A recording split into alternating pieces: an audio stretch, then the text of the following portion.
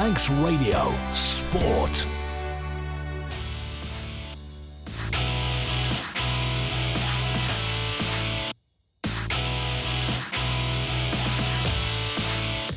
Welcome once again to our listeners on Manx Radio AM 1368. Welcome to Saturday Sport Classified. Across the next hour, we'll be bringing you all the results, reaction and analysis to the sporting action across the Isle of Man in football, rugby and hockey on Manx shores and further afield.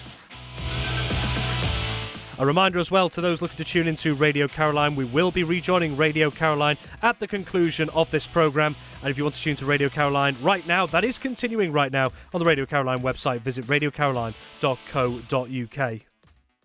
In the meantime then, let's start things off by bringing you the classified sporting results here on the Isle of Man for Saturday, the 8th of February 2025. We'll start with football.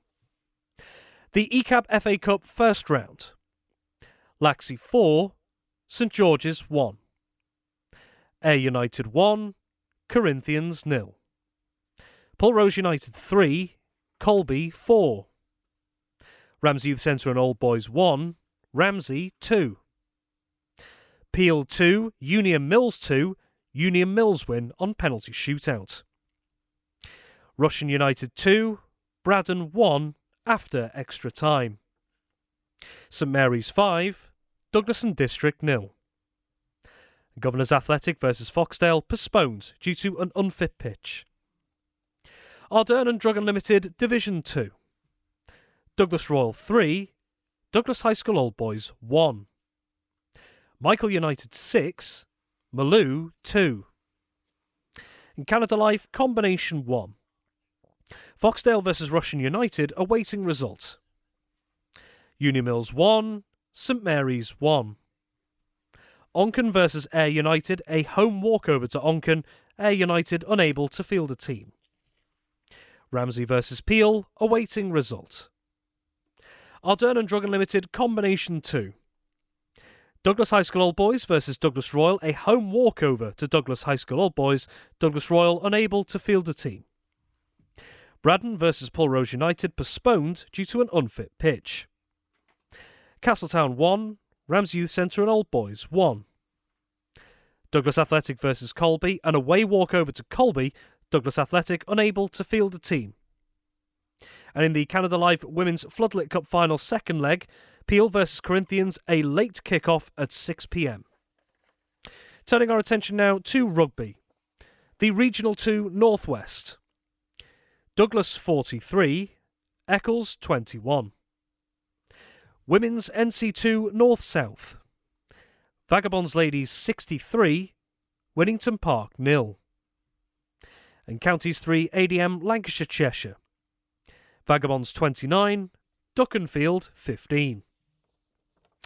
In Isle of Man hockey, the Men's Premier League. Valkyries B 1, Vikings A 8. Castletown A 4, Harlequins A 3. Valkyries A 1, Backers A 6. The Ladies Premier League. Valkyries A 2, Vikings A 1. Ramsey A 2, Backers A 4. Castletown A 2, Harlequins A 0. In Men's Division 1, Backers B 6, Ramsey A 0. Harlequins B 7, Backers C 1.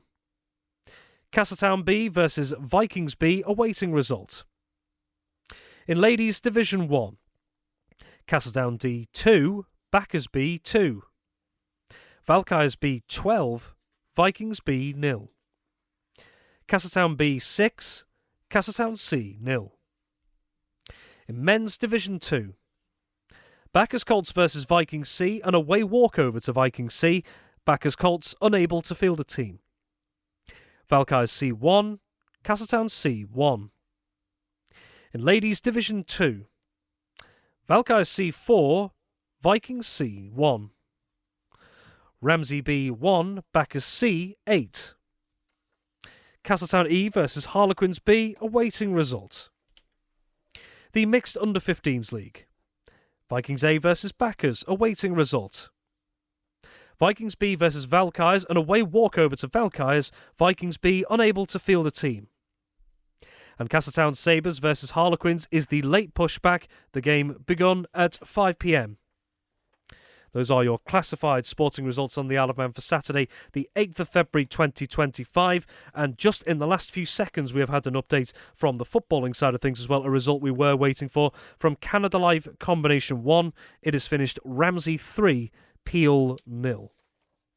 So to take a look through once again what has been a busy afternoon in Isle of Man football, we're rejoined once more by our football correspondent, Tony Mepham. Tony, good evening as well. Plenty to talk about this evening. It certainly is, Rob, and I think it always is when it's a cup competition, because the Ecap FA Cup is huge in the football programme, because it's Easter Saturday for the final. But today, some big scores, important scores, and a couple of penalty shootouts. Well, not penalty shootouts, but extra time as well. So good afternoon all round.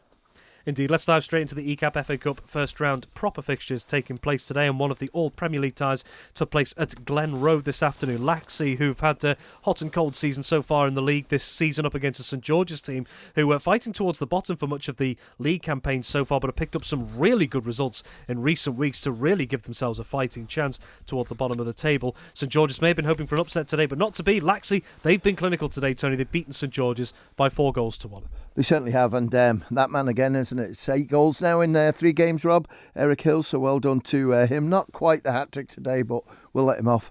Matty Ogden got one, and Jack Keelan as well, another promising young good player coming through for Laxey. Ed Cano had a really good game last week for St George's in that great win against Foxdale. He got his name on the score sheet. Wasn't enough, though, and Laxey go through 4-1 winners. Indeed, elsewhere, there was a meeting of 2 Premier League titans right now as Ayr United host Corinthians up at Andrews Playing Fields.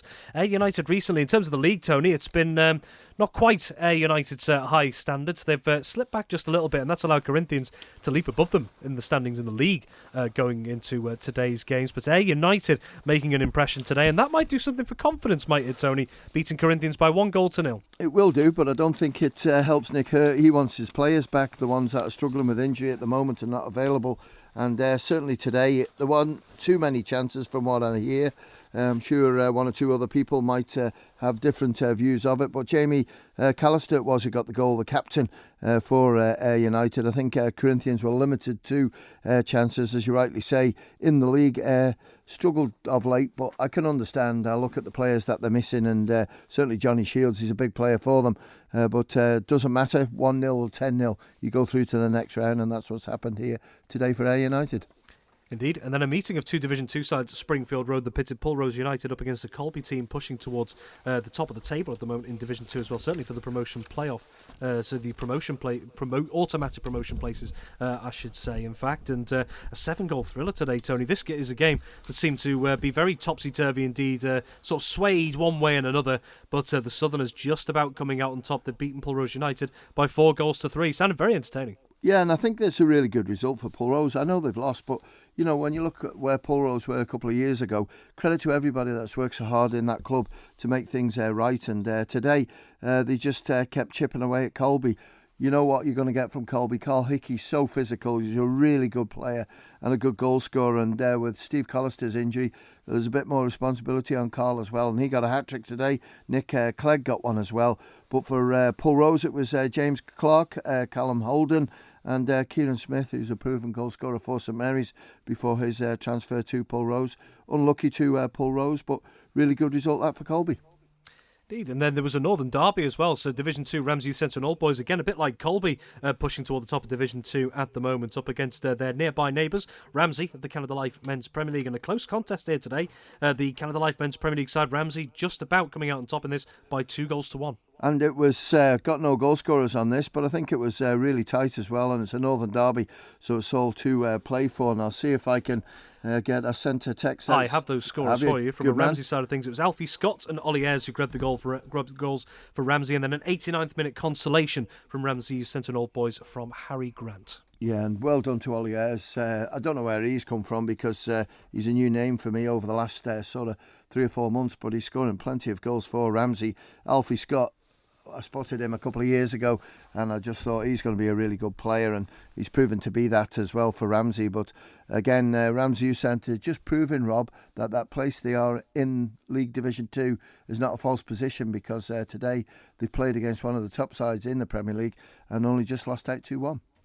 Indeed. Before we continue, just had another hockey result in. Thank you very much for texting that in to us. It is finished in the men's side of things. So in men's Division 1, it's finished Vikings B3, Castletown B1. The Viking scorers Josh Kegan, Richie Gelder and Alex Andrews there. And for Castletown on the score sheet was Zach Hunis there in men's Division 1. So Castletown men's B1, Vikings men's B3. And it was 1-0 to Castletown at half-time. So Zach Hunis had actually put Castletown in front before Vikings fought back through goals from Kegan, Gelder and Andrews. Elsewhere, though, in terms of the Ecap FA Cup first round in football as well, and Tony, a bit of a turn-up for the books here, because this looked like an intriguing all-Premier League encounter between the current Premier League leaders Peel and Union Mills, who've had some great results in the season so far, but also some eyebrow-raising ones, I think, from their perspective as well. This one went all the way, Tony, the only one to go all the way to a penalty shootout this afternoon. 2-2 after extra time, and Union Mills progressing on penalties. Absolutely superb. Well done to Union Mills, because they struggled last week, didn't they, against Peel? But today it went well for them. Yes, I have. No, I haven't. I haven't got the two goal scorers for Union Mills, because it was 2-2 at half time. I know for Peel, the first one was scored by Paul Whitehead, and then it was Rhys Oates who got the consolation one. And let me just see if I can get it up from Colin, because once again Colin Moore's put a report through, and there it is there. Association Cup first round, Peel 2, Union Mills 2, 0-0 half time, 1-1 full time, 2-2 extra time. Union Mills won 4-2 on penalty. Scorers Jack Murray first minute of second half, Paul Whitehead scored on 60 minutes, Dominic McCarry-Brennan it says here 98 minutes, and Rhys Oates got the all-important one on 114 minutes. Thoroughly deserved win by Union Mills. Always nice to hear that from the opposition. Highlighted by two outstanding goals by Murray and McCarry. Dominic McCarry-Brennan for the last couple of years has been really chipping away, but he had a bit of a quiet season last year. But certainly Jack Murray has been absolutely flying just before Christmas and now into the new year. So well done to him. Mason Prince was the hero with a commanding performance. That's the Union Mills goalkeeper. And saving penalties from Thomas Brown and Taylor Andrews in the shootout. So congratulations to Union Mills. That's a big, big result for them. And commiserations for Peel. And then the game you were at, Tony, at Croyt Lowy pitted Russian United, who've been battling away, a challenging season for them in the top flight so far when it comes to the league, up against the Braddon team, top of Division 2 at the moment, by a little bit of a distance, in fact, and it looks like that gap could get bigger with one of the results that's happened elsewhere today in Division 2. And Braddon certainly giving a very, very good account of themselves today up against their top flight opposition. 1-1 it finished after normal time over at Croyt Lowy, but Russian United just had enough at the death, really, if you like, 10 minutes into extra time, getting the results, beating Braddon by 2-1. But can Braddon take heart from their performance today? Definitely, 100%. I think Will Smith will be proud of his men, because they really stuck to the task.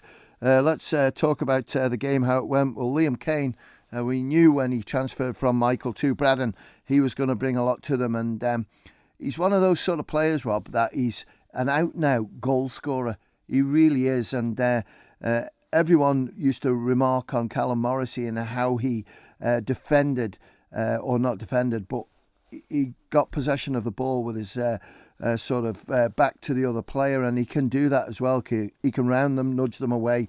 And the goal, when it came in from the right-hand side and Liam finished it off, it was a tight angle too. I thought Mark Blair was going to make it, but he couldn't quite get there, and he just managed to sneak it under Mark's body. But Russian chipped away, but it just wasn't sort of coming for them.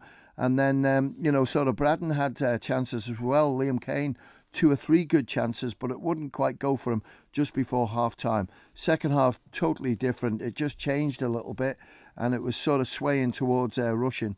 Liam Cura, I hope you're well, mate, because it looked as if he dislocated his knee, which is not a nice injury, and well done to everyone for dealing with that one. But then probably the turning point was when Braddon's sort of player got sent off, and you just thought to yourself, this is going to be a real struggle for them now, and they were down to 10, and it just wouldn't run for them. And Stevie Ryden equalised for Russian after really good work by Jamie Cadwallader. He spotted him free on the left-hand side, crossed it over to him, and he finished it off. Just tucked it under the goalkeeper's body, but then the sort of winning goal was Danny Lane to me. Great run down the left-hand side. Danny didn't really have too many chances today, but he created this goal and crossed it in, and there was Jamie Cadwallader to finish it off. I thought he was the standout player for Russian. As I say, Joe Andrews' sending off was costly for Braddon, but if I was Braddon, I'd be looking at this, and as you say, with the results that have gone elsewhere, it really sort of points Braddon as potential now league winners, because they're going well on big points difference. But today, against an informed side, Russian as well, Rob, you've got to remember that as well. They did well, and they didn't look out of place at all. And even with 10 players, they covered it well. And Mark O'Neill, I thought, was magnificent in midfield as well. Well, as it stands, the two teams could be meeting in the top flight next season, as Tony just alluded to there, with the results elsewhere. League terms for Division 2, which we'll get to in a moment. So Russian United, the current FA Cup holders, through to the next round. Two more fixtures were penned in. St Mary's at the Bowl today, the slightly later kick-off of 1:45, up against winless Douglas and District, languishing at the bottom of Division 2 at the moment. This always looked a tough tie on paper, Tony, and so it proved to be for the visitors. St Mary's, a comprehensive win by 5-0. Yeah, it was, and I think St Mary's only led at half-time 1-0. And if you remember rightly, we were saying this on the preview on Friday night, that Douglas and District do have a habit of doing this. Whatever team they've got out, they can put a good shift in, 45, and then it just sort of goes away from them a little bit. But, St Mary's this year, Mark Wolfenden has been absolutely brilliant. He got 2 goals, outstanding. Josh Evans as well got a couple of goals. That's a rarity. Well done, Josh. And Carl Clark got the other one. So when you look at it, the 2 centre-backs scoring 3 of the 5 possibly points you, Rob, where the problem was. Maybe set pieces and corners coming in and having to deal with the height of Josh Evans. And Carl Clark is just, I wouldn't say he's not short, he's not tall, but he looks massive when he goes up for a header. Brilliant header of the ball. It's probably him and Johnny Myers who are the 2 best headers of the ball, I think, in Manx football. But certainly today, St Mary's 5-0 winners against D&D, and fair result for D&D, I think. Bottom of Division 2, done well. Very well. And the other tie that was due to take place in the Ecap FA Cup first round today, Governors Athletic versus Foxdale, that game was postponed today due to an unfit pitch. Tony, just before we move on very quickly, with regards to that postponed fixture, when might that be possible? Might it be possible to fit that in? Yeah, have a look tonight, Rob. I don't like to disrupt we've got another month before the next round. I don't like disrupting, the league programme. Because I think it spoils it for other one. So we'll see if we can slot it in somewhere where there's not too much hassle. But certainly with it being a Division 2 side and a Premiership side, it's going to be difficult to get it easy. And don't forget as well, we will be bringing you the live draw for the second round of this year's Ecap FA Cup in a few moments' time. Looking ahead to the league fixtures then that took place today, only 2 of them in Ardern and Drug Unlimited Division 2, but 2 eyebrow-raising results for 2 very different reasons. We'll start with what went on at Ballafletcher. Douglas High School Old Boys with a game in hand on Braddon above them in the table. They were looking to pick up some ground again after a couple of awkward results from their side of things in their pursuit of the title up against Braddon at the moment. But Douglas High School Old Boys, I mean, Tony, we talked about this on Friday Sport Preview last night as potentially a must-win game if they had aspirations of winning that Division 2 title going forward. And certainly not said and done from a mathematical standpoint, but it could be difficult for them. They've lost today at Douglas Road by 3-1. Braddon must be delighted with that. Well, it is, because it's advantage Braddon now, I think, because when you look at these clubs, they play 20. So Braddon have played 14, Old Boys have played 14 now, and Braddon lead by 6 points. And, Braddon have looked so strong, haven't they? And it showed again today. But Old Boys, it's just fallen away a little bit for them. Suspensions to players missing. Jacob Stones it was who got the goal for Old Boys. For Douglas Royal, we'd like to have your scorers, if you could, please. 166, 177. But when you look at the league table, Douglas Royal are in 7th. 19 points, so they're 10 points behind Old Boys. That's a great result for Douglas Royal. And another significant result today, Balera Road, because Michael United, we know the significant changes and turmoil, some might call it, early in the season that they've had to navigate. Their first win since a mass exodus of first-team players and the departure of their first-team manager a couple of months ago. They've beaten Malou today by 6-2, Tony. Just what will that do for confidence in that team and at the club? I think you might have the confidence bit right, to be honest with you, Rob, because I've got here lots of work to do. Rob Cottier, everyone will know Rob. He's been a great footballer for Peel.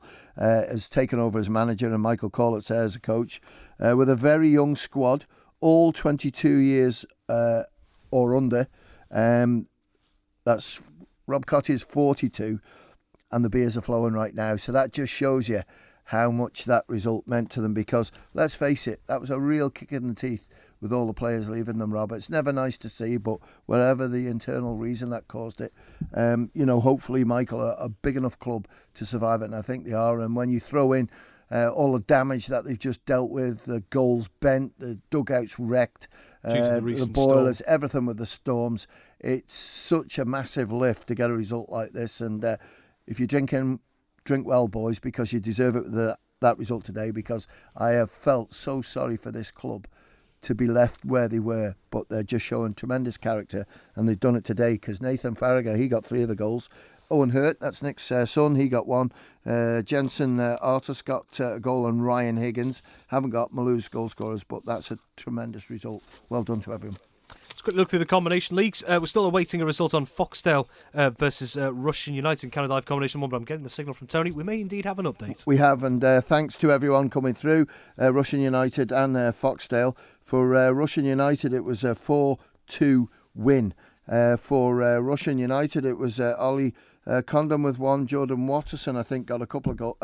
Adam Lane got 2 goals, and Jordan Watterson got the other one. And I think we've just had Foxdale scorers in. Yes, we have. Combinations goal scorers. One was Rhys Fallows.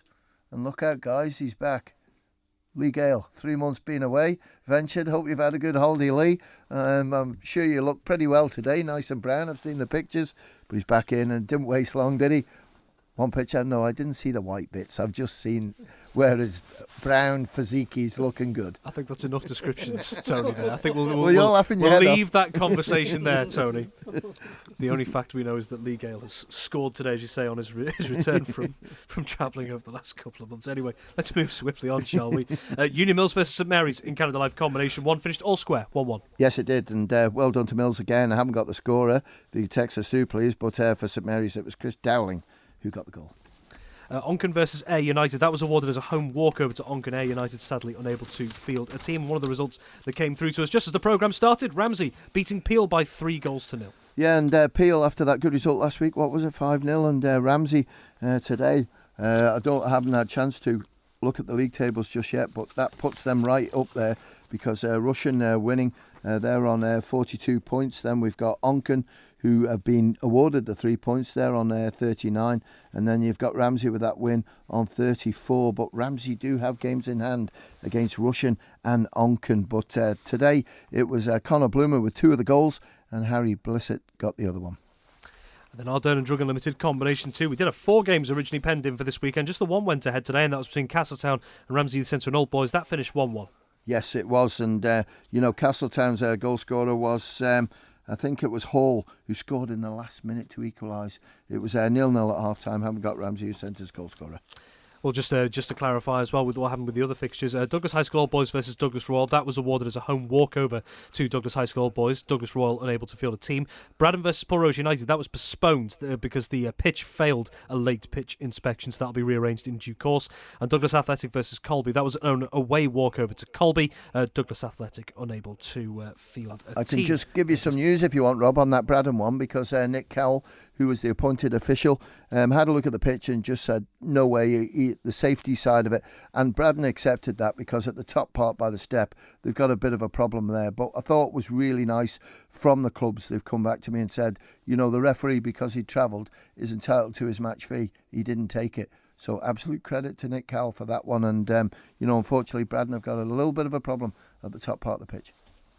And we'll have the second round draw of the Ecap FA Cup to come in just a couple of moments' time. But don't forget, there's more footballing action to come up on the island this evening, as the second leg of this year's Canada Life Women's Floodlit Cup final gets underway in just over half an hour's time. 6 p.m. kick-off of the bowl, that is. Well, after a 1-1 draw in the first leg back at the start of December, 2 titans of the Isle of Man women's game, Corinthians and Peel, will meet again for one more major showdown to see who will claim the silverware. Well, ahead of tonight's clash, we got the thoughts of Corinthians captain Anna Shaw and Peel skipper Becky Corkish on last night's Friday Sport preview programme on Manx Radio. And if you missed that, here's what they had to say about tonight's occasion. Anna, Becky, thank you very much for joining us. Anna, actually, I'm going to come to you first, because it's been a while since we caught up with you here on Manx Radio as well. So, first off, from your side of things, I believe you've spent a little bit of time out with injury as well, but coming back into things at the moment. How are you and the team feeling going into this weekend? Yeah, we're really looking forward to this weekend. Obviously, I've been out since August with an injury, about 23 weeks out. But being back, I've been back training, and the team are really ready to go. They've been training hard. A lot of them have been kind of, without the 11-a-side fixtures, they've been doing a lot of their own fitness and building themselves up. But yeah, we're really looking forward to it, and we can't wait. I think it'll be a great fixture. Becky, we had you on the show a few weeks ago, in fact, to talk about a few other matters, so nice to have you back once again. Of course, it's been quite a while between the first leg and this one coming up, so we're looking at, start of December was the first one as well. There's been plenty of football played in the meantime, but from a Peel side of things, how have you kept yourself kind of focused going into this one when there's been so much happening in between? Yeah, it's been tough really, Rob, because obviously the last few weeks there's been, over the Christmas period there wasn't much football going on, and with limited fixtures as well, it is tough to kind of keep motivation going. But we just know that the second leg was going to be such a good game, that I think both teams probably want to get as much out of it as possible, with it being such a competitive game. So everyone's just tried to stay as focused as possible and continue to train regardless of there being not many fixtures. So the girls are all really excited to get out and hopefully give it a good go. And Anna, just on this fixture in particular, we always kind of look for where this fixture pops up throughout the women's season as well. And as Becky's talked about there, it tends to be such a high calibre fixture. What makes it such a high calibre fixture usually between these two teams, do you think? I think obviously Corinthians and Peel have just got a big history together, both obviously a lot of Ireland players on each side, and it just comes down to this for us. This is what we play football for, is games like this, and for it to be played on a Saturday night, it just makes it a little bit more special, having Saturday night fixture under the floodlights. It's an exciting game. Really for both of you as well. The Floodlit Cup in general has undergone a little bit of a change. Corinthians and Peel are playing out the 11-a-side format as it's been known, but we've seen the introduction of the 7-a-side format as well, which meant that non-island team players have been able to get involved with their clubs in a smaller 7-a-side format. I mean, from the outside, I suppose, looking in, how positive an effect do you think that has had on the women's game this season at the moment? I think it's really helped the clubs that were possibly struggling to field an 11-a-side team on a Sunday. So it's kind of given them more of an opportunity, especially with removing the island players. From a selfish point of view from us, it's been hard for us to watch, but it's also been quite rewarding as well to see the girls come on a lot more, get more touches on the ball that maybe they wouldn't have as much normally, and to be able to see a different club that isn't Corinthians or Peel to lift a trophy. You can see that it's proper boosted morale within the girls. And just on that point, in terms of seeing other players coming through as well, there will be players who will be, eventually, they will like to fight for a place in, the Corinthians team that you're in as well. So is that good to see that you're going to see, hopefully, more players coming through that will be able to, I suppose, challenge the establishment a little bit going forward? Yeah, definitely. I think that's really come about, especially this season, because there's always been a set squad. But this season, we've had a lot of new players coming through and coming forward, younger players, and also players that just want to try out football, and they've been training week in, week out, so them players should be entitled to a challenge for the squad, and it's good, it's healthy competition for the team to have that.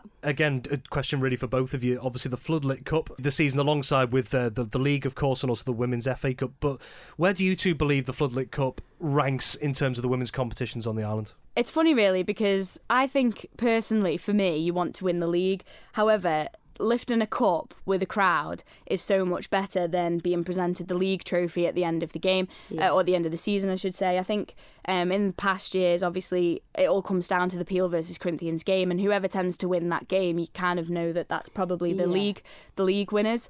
So then to wait to get to the end of the season and then have to get the league, obviously, I think that means more. You already know, don't you? Yeah, exactly. But I think being able to lift a cup at the bowl in the dark, under the floodlights, hopefully with a lot of supporters there, I think it means more, and it's a better achievement, I feel. Yeah, I agree. I think, as you say, you already know who's going to win the league in the women's game, because there's obviously a smaller amount of teams, so you already know by a certain stage, don't you? So yeah, as you say, the Floodlit Cup, I think for me, is probably one of the biggest ones.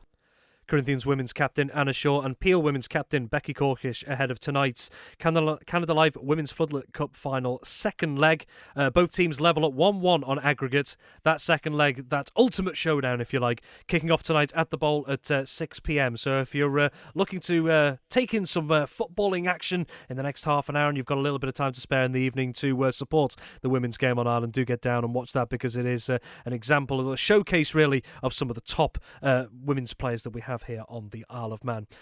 Staying with the footballing matters then, we're going to turn our attentions back to the Ecap FA Cup. The first round proper played today, so that of course means we now have the draw to do for the second round to take place in a few weeks' time. So Tony, for those who were just catching up with us, maybe just joining us this evening, who's in the hat for the Ecap FA Cup second round? Well, the winners that we've had today is Uni Mills, who beat Peel, St Mary's against D&D, Russian had that great result against Braddon, Ramsey, Laxey. We've got an either-or, Governors Athletic or Foxdale. As I say, we'll try and slot that in when we can. Colby with that good victory against Pulrose, and Ayr United there as number one. So Ben Cunningham's going to do the draw, because unfortunately Carl couldn't make it. So Ecap FA Cup quarterfinals. Yes, please, Ben. Number 8. Number 8 is Union Mills. Against number 7. And they will play number 7, St Mary's. Number 1. Number 1 is Ayr United. Number 4. And they will play Laxey. Number 3. Number 3 is Governors Athletic or Foxdale. Against number 2. And number 2 will be Colby. And the last one. Number 6. Number 6 is a home game for Russian. Against number 5.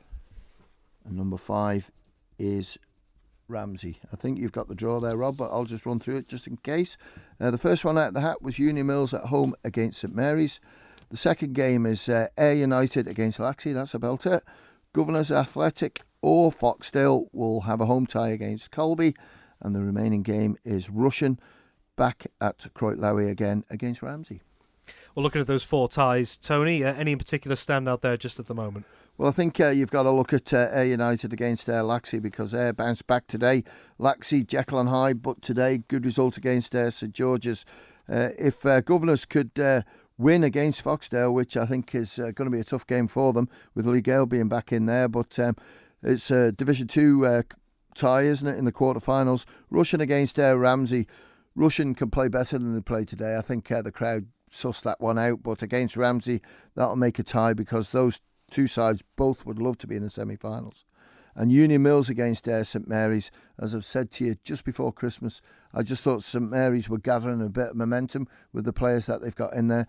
And against Union Mills again, lost last week, took a big defeat, but then today has beaten the same side that they lost to last week, and have done it against Peel with penalties. So well done to them all. And looking at the results today, Tony, the current top 2 in the Canada Life Men's Premier League, Peel and Corinthians, both exiting the competition today. Peel losing on penalties against Union Mills and Corinthians, that narrow defeat to Ayr United. The teams left in it, alongside the likes of Ayr United, who may go in on paper as favourites, along with, say, the likes of Russian, who are the current holders. Some must be thinking there's an opportunity here for some silverware, possibly, especially with the top 2 in the top flight at the moment, now out of the equation. Definitely, and when you look at them, you've got Laxey in 4th place, St Mary's in 5th, Ramsey in 6th, and Union Mills in 7th. There's only 5 points between the 4 sides, so there's nothing to pick from them. Are any of those sides capable of beating Ayr United? Yes, they are, because I think that just shows you how close it is, those top 7. I know you've got Foxdale just below them there on 23 points and only played 15. But you've got to go with the games played and the points that have got in there. So it makes interesting reading. And, the FA Cup on Easter Saturday is always a big attendant of people going down to watch it. And when you look at the draw that's been made there, and the chance of sort of Governors or Colby being in the semi-finals as well, makes for a good draw. Well done, Ben. Indeed. So just to recap that again, just in case you missed the draw a couple of moments ago, the Ecap FA Cup second round draw is as follows: Union Mills versus St Mary's, Ayr United versus Laxey, Governors Athletic or Foxdale versus Colby, And Russian United versus Ramsey. And finally, Tony, just to wrap things up, when do we expect this round of the competition to be played? I think it's the 8th of March. I'll check it when I'm at home, but a bit of a rush to get in and get the results together. But yeah, we've all got to get it done for Easter Saturday, and we've always got a spare weekend just before to try and squeeze something in, because the plan is over Easter there'll be no league fixtures, but we'll have the Woods Cup final on Good Friday, which is Division 2, and we'll have the Ecap FA Cup final on Easter Saturday as well. I think both of them kick off at 2 o'clock. Tony, thank you very much indeed. Manx Radio Sport.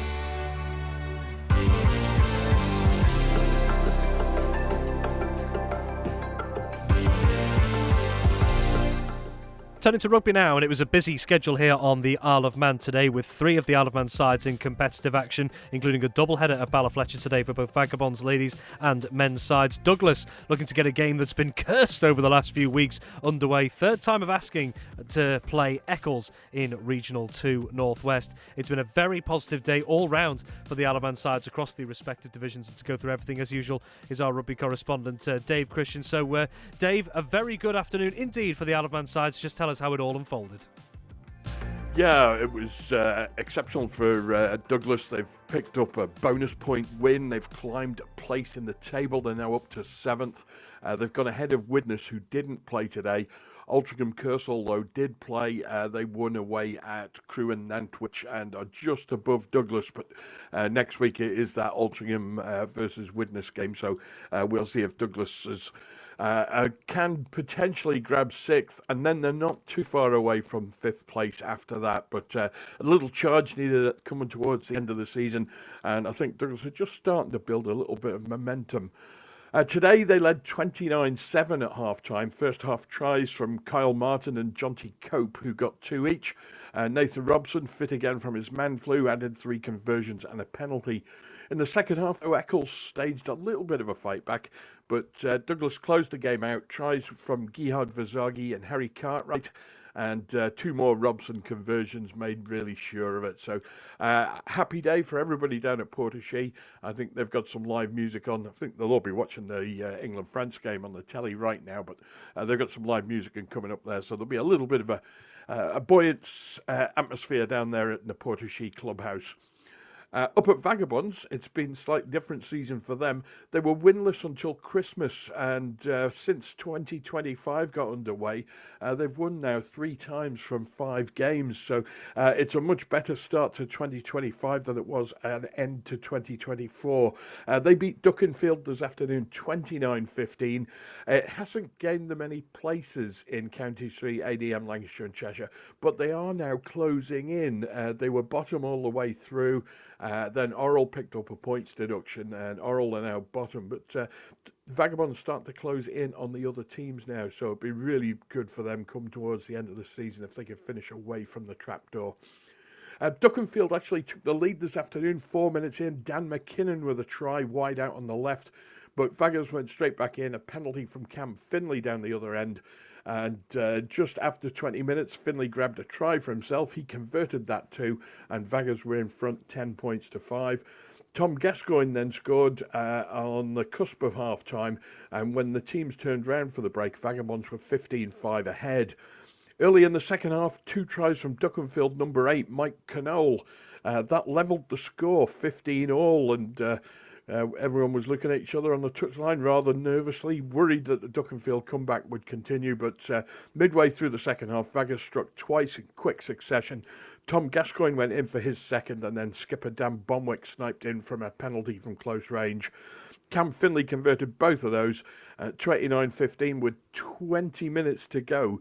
Duckenfield threw the kitchen sink at Vagabonds, but that defence put in a huge shift and kept them out. So congratulations to Vagabonds, a good solid win there this afternoon, and a bonus point as well with 4 tries. For Vagabonds ladies, it was a massive performance. Whittington Park, the league leaders, came to Ballyfletcher and went away not just empty-handed, but with a big thrashing on their back. 63-0 it finished up there. That was the early kick-off this morning. Malin Campbell, the star of the show for Vagabonds, a hat-trick of tries for her. Vaggers raced into an early lead right from the very start. 4 minutes in, Holly Shea went wide for a try. And then there were scores from Sandy Dawson, Malin Campbell and Leona McGovern. Sammy McDonald added 2 conversions, and Vaggers were leading 24-0 before the 20-minute mark had arrived. That was pretty much the end of it for the first half. Freya Crow snatched the first of her 2 tries just before the break, and it was 29-0 when the teams turned around. No respite in the second half of Winnington Park. Becca Hicks and Malin Campbell both went over early on to extend the lead. McDonald converted both of those, and as the visitors became more and more ragged, Malin Campbell completed her hat-trick, Freya Crow got her second, and there were also tries from Jules Harrison and Meg Kerwin. All in all, great performance for Vagabonds, and that really makes things crowded at the top of women's NC2 North-South. 4 teams all within striking distance of each other. And the big plus for it, Vagabonds only have 3 fixtures left, and they're all against teams below them in the table. So Vagabonds have got a chance to pick up 3 big wins and hope that the others manage to cancel each other out. And that conversation, Rob, that we had at the start of the season with Jack Kane, when he said they wanted to be there and thereabouts around the promotion places, it didn't look like it was going to happen just in the run-up to Christmas. But right now, it's looking more and more likely.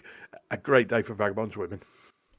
And just off the back of that, Dave, talking about not just Vagabonds ladies, but all 3 sides, 3 great results today, and no doubt those involved with both clubs, really, Vagabonds men's and ladies, and then Douglas will be enjoying the Six Nations coverage today, knowing that they've got those results in the bag. But for all 3 of those sides, we did discuss this on Friday Sport Preview, but for those who missed it, what does it mean about their chances and aspirations in the table, the results today? Douglas's best possible outcome, I think, is going to be a top 5 finish. They'll be very lucky, I think, if they get that. Probably 6th is more likely for them. That's not going to help them. It's not going to hinder them either. They know that performance-wise, they're not too far away from the points they need to push on and get up a league. And if they can keep this squad together, they might just do that. For Vagabonds, they're actually playing at level 9, which is at the bottom of the rugby pyramid. There is nowhere for them to go below, so they don't need to really worry about relegation. What they do need to do is start building and see if potentially next season they can get out of level 9 and pop up a division. There's a lot of ifs, buts and maybes along the way for that. They've shown potential now. If they can build on that and get themselves away from the bottom of the table, it'll look better and it'll give a lot of confidence for the players going forward. For Vagabonds ladies, they were in women's NC1 last year. They're now in women's NC2, so that's relegation for them. They'd like to bounce back straight away if they can, and today's result against the league leaders will really, really help. They're in with a shout of promotion now for sure. There's only, I think, 3 points between Vagabonds in 4th and Winnington Park, who are top. So that margin, if Vagabonds can pick up 15 points from the last 3 games and let the others scrap it out amongst themselves, they're going to be in a really good position, I think. Dave, thank you very much as always. Manx Radio Sport.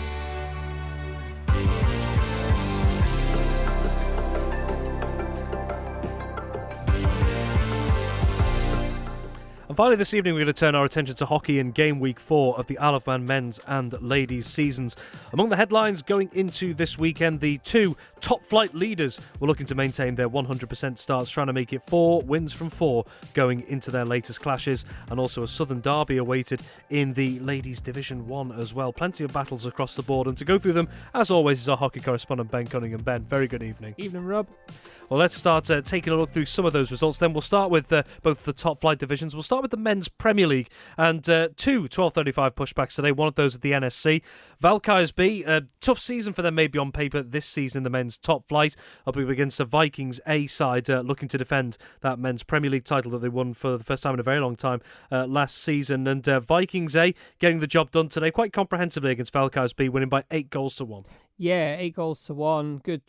Good that Valkyries found the back of the net, but conceding 8 against Vikings A, who would be desperately wanting to keep the pressure on. Backers A, after just losing out last weekend in that big game. Alex Andrews with 3, Josh Dougal with 2, Josh Knighton with 1, Alex Birch with 1, and Andy Harding with 1 for Vikings A. And then it was Danny Livmiona with the consolation for Valkyries B. Plenty of goals, but much closer in the game at Castle Rushen High School at the same time between Castletown A and Harlequins A. Castletown A just coming out on top by 4-3. Yeah, this was the first of 2 games I covered in Castletown today. It was a bitterly cold day today down there, but great entertainment this game. Harlequins coming back in the second half and nearly taking it right at the death, but just wasn't meant to be. Robbie Vogler, Corbin Stewart, George Powell and Martin Partridge for Castletown A, and then for Harlequins A it was Tom Hurd, Will Hassel and Ronan Sant'Anatolio. And the other game, the Men's Premier League, saw Valkyries A coming up against the current leaders, Backers A, who'd had 3 wins from 3 going into today's fixtures. Going into today, they'd scored 20 times and conceded just once. Backers A doing the job, though, again today at Valkyries A. It's 4 wins from 4 now for Backers A as they look to rip back the Men's Premier League title from rivals Vikings A this season. They beat Valkyries A today by 6-1. Yeah, it was by another great result there for Backers A. Of course, more goals on the table for them. Tony Bentley Roberts with 2, Andy Whiting with 1, Elliot Reed with 1, Jamie Brown with 1, Shay Christian with 1, and for Valkyries A, the consolation from Oscar Lace. And let's see what that means for the Isle of Man Men's Premier League table. So Backers A remain top now on 8 points. Vikings A with their victory, 2 points behind on 6 points, trying to keep tabs on Backers A. 2 points further back on 4 points are Valkyries A with that defeat to Backers A. Castletown A on 3 points. In 4th in the table, Harlequins A second from bottom on 2, and Valkyries B with just the 1 point at the moment. So still all to play for in the Men's Premier League. Oh yeah, it's looking really tight at the top there, and the bottom as well. It's still all to play for at both ends of the table. The other top flight league, Ladies Premier League, some big games here today, and we'll start with one of the big ones between 2 real heavyweights of the division over the last few years, Valkyries A and Vikings A at QE2. That game got underway shortly after 2 o'clock here. And Ben, this could be a big result in the context of things, particularly with what the current frontrunners are doing. Valkyries A beating Vikings A by 2-1. Yeah, huge result this, and when we look at the other results coming up shortly and the league table, it's a massive result this from Valkyries A. Ellen Cleater with both goals for Valkyries A, and then for Vikings it was Mia Greenwood. But one thing to note from the message I've had from the Vikings manager, they only had 1 substitution today. So a few teams have been struggling to get teams out this weekend with things on. But yeah, could them maybe not having many subs being the difference today? We'll see. Indeed. Well, the one of the other 5-2 pushbacks at Ramsey Grammar School saw Ramsey A still trying to get points on the board after 2 defeats in their opening 2 games up against a Backers A side looking to move up the table. It is Backers A that have managed to move up the table with a 4-2 win away at Ramsey A today. Yeah, and Ramsey, by the looks of it, give them a real good game, and they've not let them take it easy. For Ramsey, it was Sarah Ball and Christina Kameen. And then for Backers, it was Charlotte Fisher, Emma Corty, and a name that made the headlines last weekend, Donna Harrison. She got 2 goals last weekend away for the Masters. She's got 2 goals again today. And the other game, the Ladies Premier League, saw the current leaders, Castletown A, searching for a 4th win in 4 games so far, coming up against Harlequins A at King William's College. The other game that you reported on today, Ben, Castletown A winning this one by 2-0, and not just keeping their place at the top of the Ladies Premier League and keeping 100% starts. They still haven't conceded a goal yet this season. That's now 16 scored, still none against. That's an incredible defensive record to start with. It's really good, and their defence today was fantastic. They really did keep Harlequins very quiet. I mean, Harlequins had chances, but they just couldn't get anything past their defence today. It was just a ruthless performance from Castletown. 1 goal in the first half, 1 goal in the second half. Lucy Allen and Sophie Shimon.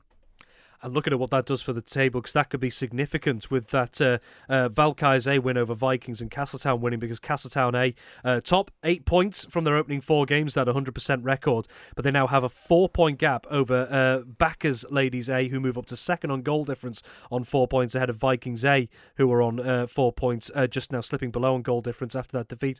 Harlequins A in 4th on, Valkyries A, I should say, up into 4th on 4 points. Harlequins A therefore dropped to second second from bottom on 2 points. Ramsey A still yet to get points on the board. But Ben, although mathematically it is certainly not said and done in the Ladies Premier League, a 4-point gap that Castletown A have got at the moment, they're going to take some stopping. It's going to take some stopping, and like you say, Castletown A will know now they've got that gap.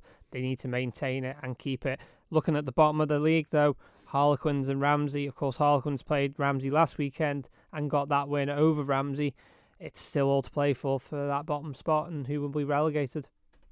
Indeed. Moving on to men's Division 1, 3 games there today. We'll start with the early push back, 12:35 at Ramsey Grammar School. Backersby 6, Ramsey A 0. Yeah, Jack Grimley with 3, Craig Lees with 2, Alex Stewart with 1, and Gareth Craig with 1, giving Backersby a 6-0 win. And in the 2 o'clock pushback, Harlequins B 7, Backers C 1. Yeah, this was a bottom of the table clash, and Harlequins B have took advantage of it today. Corey Corker with 3, Killiam Sharkey with 3, and Card Heskey with 1. And then for Backers C, the consolation was Maddox. And the late pushback at 3:30 saw Castletown B beaten by Vikings B by 3-1. Yeah, Josh Knighton, Richie Gelder, and Alex Andrews all on the score sheet for Vikings B. And then for Castletown B, it was Sack Hughes. Ladies Division 1, 3 games there. The early pushback saw Castletown D come up against Backers B, a 2-2 draw. Yeah, this is a great result for Castletown D because they got one over their C team last weekend, beating them 2-1. And then this week, they've really took the game to Backers B. For Backers B, it was Ellie Pearson Bass and Sam Franklin. And then for Castletown D, it was Jay Lee Mole and Danny Kelly. And in the next game here, this is some statement from Valkyries B up against Vikings B this afternoon. Valkyries B winning by 12-0. Yeah, 12-0, and credit where it's given to Vikings B. They were struggling again for players this weekend, and they've put the best they could out today. But Valkyries have really took advantage of it today. Tamsin Cleverley with 4, Amy Speeds with 2, Steph Cottier with 1, Bernie Dunn with 1, Lauren Kenyuk with 1, Lizzie Neal with 1, Lisa Pugh with 1, and Olivia Quayle with 1. Comprehensive result there. And then in the intra-club derby taking place in Ladies Division 1 today between Castletown B and Castletown C. Castletown B winning this one by 6-0. And the goal scorers came in 2 by 2. Kira Kelly with 2, Eden McCubbin with 2, and Caitlin Williams with 2. And just very quickly before we move on to the respective Division 2s, what that means for the top of Ladies Division 1, Castletown B top on 8 points, Valkyries B second after that big win on 6 points, Backers B in third on 4 points. That's the top 3 in Ladies Division 1 and Men's Division 1. Backers B and Vikings B both level on 7 points, Backers B ahead on goal difference leading Men's Division 1, and in third 3 points back, Castletown B on 4 points. Moving to Men's Division 2, we only have one game today because one of those games, Backers Colts versus Vikings C, was awarded as an away walkover to Viking C. Backers Colts unable to field a team. The other game between Valkyries C and Castletown C finished 1-1. This was the game I umpired, and it was a really enjoyable game. 2 very evenly matched sides. And yeah, great to see a lot of the younger under 15s players getting a chance in the senior teams today.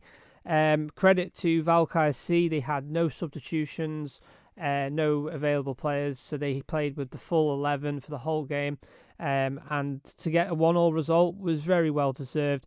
Chris Thomas for Valkyries C and Charlie Volga with Castletown C's goal scorer.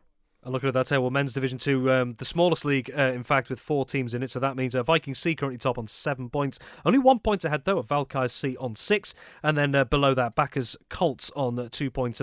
Propping up the table at the moment, Castletown C with just the 1 point at the moment. And finally, Ladies Division 2, 3 games today. The early pushback, 11 o'clock at QE2, saw Valkyries C beat Viking C by 4-1. Great result for Valkyries C. Abby Callow, Ria Marr, Mazar Smith, Ruby Buchanan for Valkyries C, and the consolation for Viking C was Emily Gaylor. And 2 3:30 pushbacks there. One of those, Ramsey B 1, Backers C 8. Yeah, great result there for Backers C.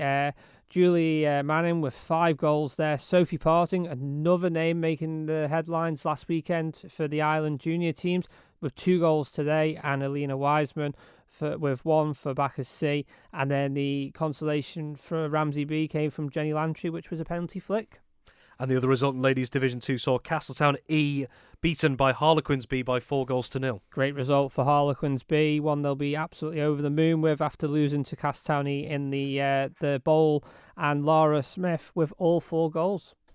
And taking a look at the ladies' Division 2 table and what that means, we have a new leader at the close of play this evening. Backers Ladies C going to the top of the table on 6 points after that 8-1 win over Ramsey B. The previous leaders, Vikings C, I should say, on 5 points. They dropped down a place after that 4-1 defeat to Valkyries C earlier today. Valkyries C with that win moving on to 3 points, so that moves them up to 4th in the table. Ramsey B, incidentally, despite that defeat today, remained 3rd on 4 points, and then Harlequins B and Castletown E in 5th and 6th respectively. And finally, just the mixed under-15s league as well. 3 games were meant to take place there. One of them was called off.